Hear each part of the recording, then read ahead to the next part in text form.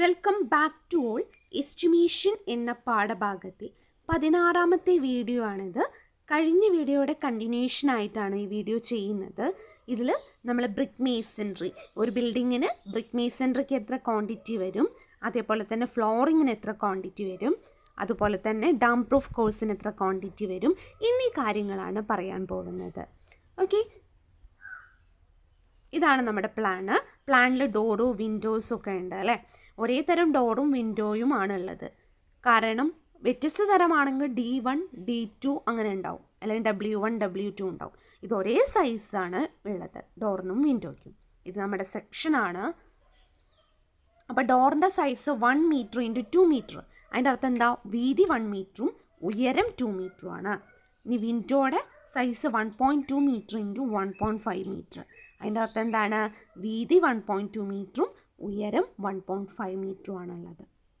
Okay, ഇനി അടുത്തത് dam proof course over the basement around the building with cement concrete 1:2:4. അപ്പം നമ്മൾ dam proof course കൊടുക്കുകയാണ് ബേസ്മെൻറ്റിന് മുകളിൽ. നമുക്കറിയാം, ഒരു ബിൽഡിങ്ങിലേക്ക് ഈർപ്പം കടക്കാതിരിക്കാൻ വേണ്ടിയിട്ടാണ് നമ്മൾ ഡാം പ്രൂഫ് കോഴ്സ് കൊടുക്കുന്നത്. ഡാം പ്രൂഫ് കോഴ്സ് സാധാരണ നമ്മൾ എവിടെയാണ് കൊടുക്കുന്നത്? ബേസ്മെൻറ്റിലാണ് കൊടുക്കുന്നത്. ബേസ്മെൻറ്റ് ഇതാണ്. അപ്പോൾ ഈ ഒരു ലെവലിലാണ് നമ്മൾ ഡാം പ്രൂഫ് കോഴ്സ് കൊടുക്കുക. അപ്പോൾ അവിടുത്തെ വീതി എത്രയാണ്? 0.4 മീറ്ററാണ്. ഓർത്ത് വെച്ചോളൂ കേട്ടോ, 0.4 മീറ്ററാണ് വീതി. ഇനി നമുക്കറിയാം എങ്ങനെ ഈ 40.5 കിട്ടി? 41.3 കുറയ്ക്കണം. നോക്കൂ, 41.3 കുറയ്ക്കണം. ഇവിടെ വീതി എത്രയാണ്? ബേസ്മെൻറ്റിൻ്റെ 0.4 അല്ലേ. അപ്പോൾ നമ്മൾ ഇക്വേഷൻ എന്താ? Centre to centre length minus number of T junction into വീതി ഹരണം 2. Centre to centre length 41.3 minus number of T junction 4 into വീതി എത്രയാണ്? 0.4 ഹരണം 2 ചെയ്യുമ്പോൾ നമുക്ക് 40.5 കിട്ടും. ഓക്കെ, ഇങ്ങനെ 40.5 മനസ്സിലായല്ലോ. വീതി എത്രയാണ്? 0.4 ആണ് കേട്ടോ. ഇനി നമുക്ക് ഡാം പ്രൂഫ് കോഴ്സിൽ ഉയരം നമ്മൾ കൺസിഡർ ചെയ്യില്ല, വീതി മാത്രമേ കൊടുക്കാറുള്ളൂ. നമുക്കറിയാം വീതി നമ്മൾ ബേസ്മെൻറ്റിന് നോക്കിക്കഴിഞ്ഞാൽ 0.4 അല്ലേ. ഓക്കെ, അപ്പോൾ 0.4 ആണേ കൊടുക്കേണ്ടത്. ഇതിവിടെ ഇവർ എഴുതിയത് തെറ്റിപ്പോയതാണ്. 0.4 ആണ് അവിടെ വേണ്ടത് കേട്ടോ. അപ്പോൾ നമുക്ക് 16.2 എന്ന് കിട്ടും. ഓക്കെ, എങ്ങനെയാണ് 40.5 കിട്ടിയ? ഒന്നുകൂടെ ഞാൻ പറയാം. സെൻറ്റർ ടു സെൻറ്റർ ലെങ്ത്ത് എന്ന് പറയുന്നത് 41.3 ആണ്.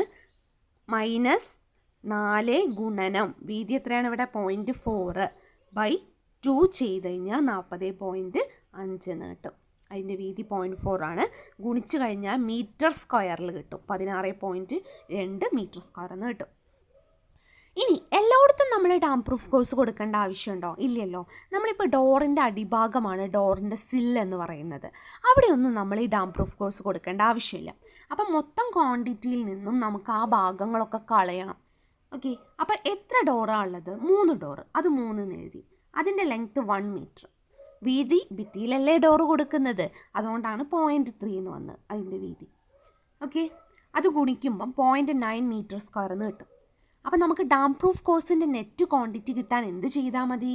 ഈ 16.2 നിന്നും 0.9 കുറച്ച് കഴിഞ്ഞാൽ 15.3 ആണ്. അത്രയും മീറ്റർ സ്ക്വയർ ആണ് ഡാം പ്രൂഫ് കോഴ്സിന് വേണ്ടിയിട്ടുള്ള ക്വാണ്ടിറ്റി.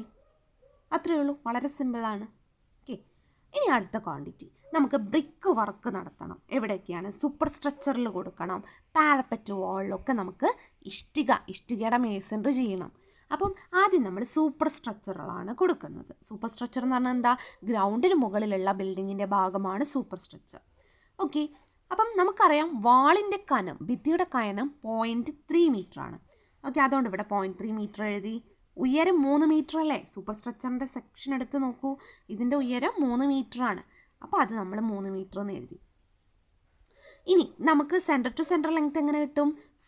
41.3 ആണ് നമ്മൾ കണ്ടുപിടിച്ചിട്ടുണ്ട്.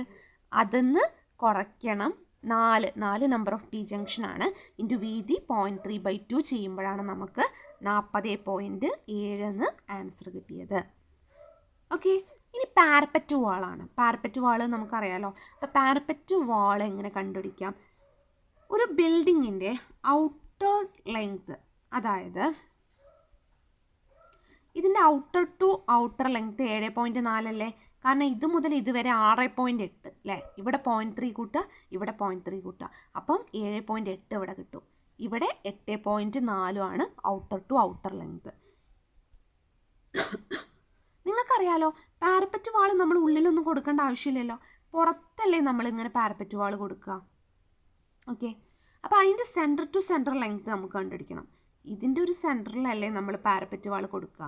ഓക്കെ, അതുകൊണ്ട് ഞാൻ ആദ്യം എന്ത് ചെയ്തു, ഔട്ടർ ടു ഔട്ടർ ലെങ്ത്തിൻ്റെ ഒരു ഫിഗർ അവിടെ വരച്ചിട്ടുണ്ട്. ഇതാണ് 7.4 8.4 തമ്മിലുള്ള ഇത്. അതിൻ്റെ സെൻറ്റർ ടു സെൻറ്റർ ഡിസ്റ്റൻസ് ആണ് 7.1 8.1 എന്നുള്ളത്. ഓക്കെ, അപ്പം നമുക്ക് ഈ 30.4 എങ്ങനെ കിട്ടി? ഇവിടെ 7.1 പ്ലസ് ഇവിടെ 7.1, ഇവിടെ 8.1, ഇവിടെ 8.1, മൊത്തം കൂടെ കൂട്ടുമ്പോഴാണ് 30.4 കിട്ടുക. അതായത് ചുറ്റളവ് കാണാൻ 2 ഇൻറ്റു ലെങ്ത്ത് പ്ലസ് വീതി അല്ലേ, അതുകൊണ്ടാണ് ഇവിടെ അത് എഴുതിയത്. 30.4 കിട്ടി. വീതി 0.3 ആണ്.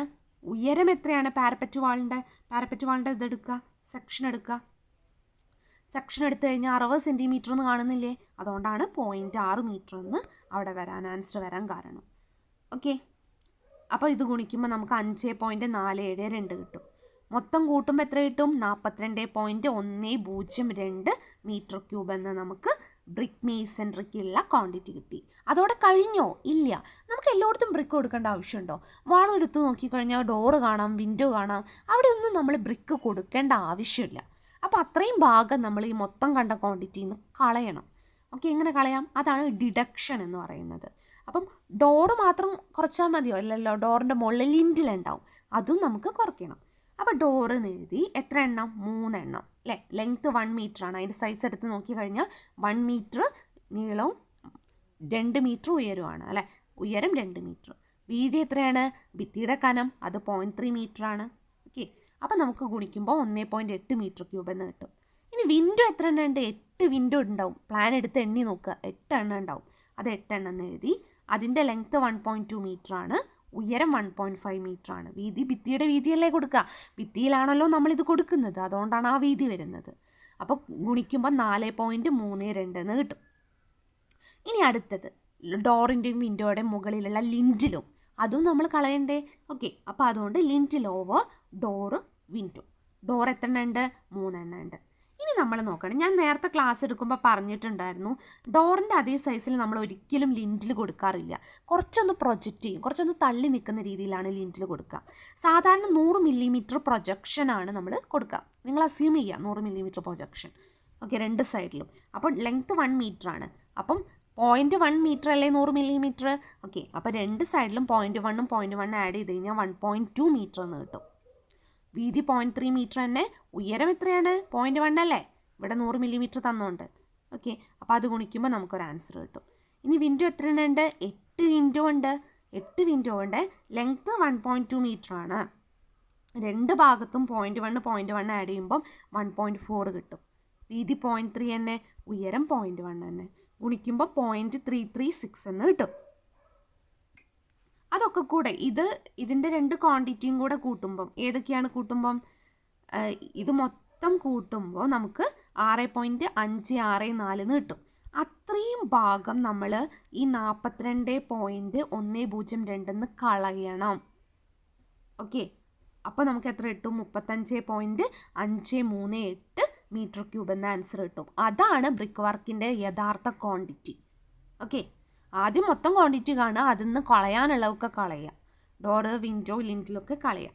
ഇനി ലാസ്റ്റ് വൺ ഫ്ലോറിംഗ് ആണ്. ഫ്ലോറിംഗ് വിത്ത് 25 mm സിമെൻറ്റ് കോൺക്രീറ്റ് 1:2:4. അപ്പോൾ ഫ്ലോറിംഗ് എന്ന് പറഞ്ഞു കഴിഞ്ഞാൽ നമുക്കറിയാലോ എന്താണ്. ഇത് നോക്കൂ, ഈ പ്ലാൻ എടുത്ത് നോക്കൂ. ഫ്ലോറിംഗ് നമ്മൾ എവിടെയാണ് കൊടുക്കുക? ഈ ഒരു സ്ഥലത്തല്ലേ നമ്മൾ ഫ്ലോറിംഗ് കൊടുക്കുക അല്ലേ? ഈ ഭിത്തിൻ്റെ ഉള്ളിൽ കയറി ഫ്ലോറിംഗ് കൊടുക്കില്ലല്ലോ, ഇല്ലല്ലോ.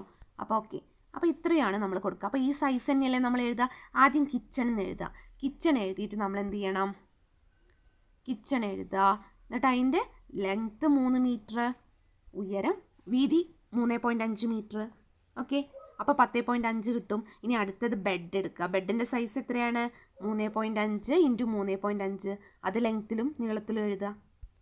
ഓക്കെ, അതാണ് ഇവിടെ 3.5 3.5 കിട്ടി. ഇനി ലാസ്റ്റ് ഹോൾ എത്രയാണ്?